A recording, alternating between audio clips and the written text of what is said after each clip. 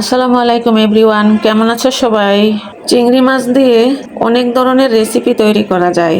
তাই আজকে আমার রেসিপিতে থাকছে চিংড়ি মাছের ড্রাই বোনা। চিংড়ি মাছের এই ড্রাই বোনাটি এতটাই টেস্ট হয় যে খেতে বসলে আর অন্য কোনো কিছুই নিতে চাইবে না।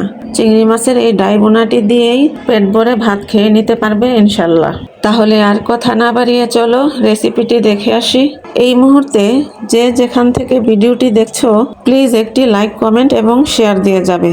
অনেকেই আছো ভিডিও দেখো কিন্তু কিছুই করো না। তোমাদের একটি সুন্দর কমেন্টে আমাদের কাজ করার আগ্রহ দ্বিগুণ বাড়িয়ে দেয়। সো একটি লাইক, কমেন্ট এবং শেয়ার দিয়ে যাবে প্লিজ। রেসিপিটি তৈরি করার জন্য আমি এখানে কিছু পরিমাণ চিংড়ি মাছ খুব ভালো করে ধুয়ে পরিষ্কার করে ছেঁকে নিয়েছি।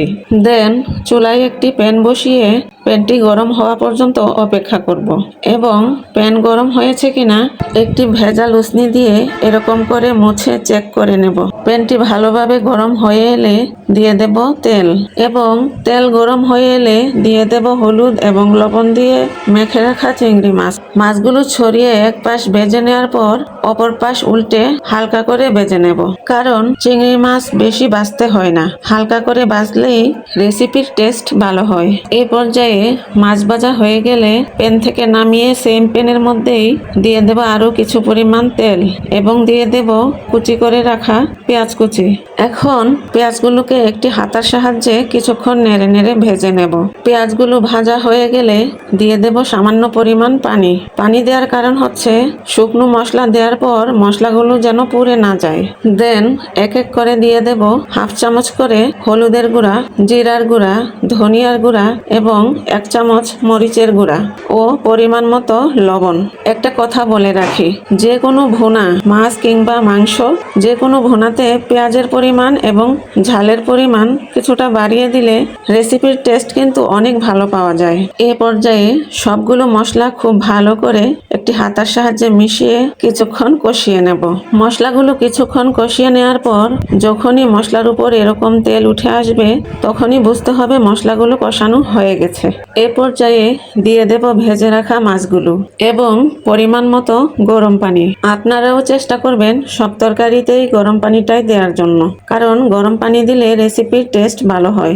দেন হচ্ছে সবকিছু খুব ভালো করে মিশিয়ে একটি ঢাকনা দিয়ে 5 মিনিট কুক করে নেব। 5 মিনিট কুক করা হয়ে গেলে ঢাকনা উঠিয়ে আবারও কিছুক্ষণ নেড়ে সবকিছু মিশিয়ে ঢাকনা দিয়ে 5 মিনিট কুক করে নেব। এভাবে পরপর 15 থেকে 20 মিনিট কুক করে নেওয়ার পর যখনই ঝোল ঘন হয়ে এরকম হয়ে আসবে তখনই বুঝতে হবে চিংড়ি মাছের ড্রাই বোনাটি সম্পূর্ণভাবে কমপ্লিট হয়ে গেছে। মাশাআল্লাহ, দেখুন চিংড়ি মাছের ড্রাই বোনাটি দেখতেই কত চমৎকার লাগছে আর খেতে তো ভীষণ অস্থির লাগবে। একবার বাসায় বানিয়ে খেলেই বুঝতে পারবেন।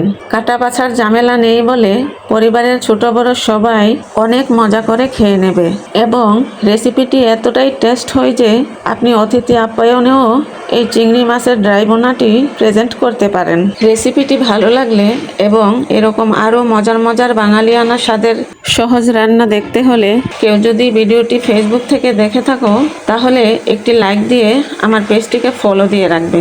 আর যদি কেউ ইউটিউব থেকে দেখে থাকো তাহলে আমার চ্যানেলটিকে সাবস্ক্রাইব করে পাশে থাকা বেল আইকনটি ক্লিক করে রাখবে। আজ এ পর্যন্তই, দেখা হবে আবার অন্য কোনো মজাদার রেসিপির সাথে।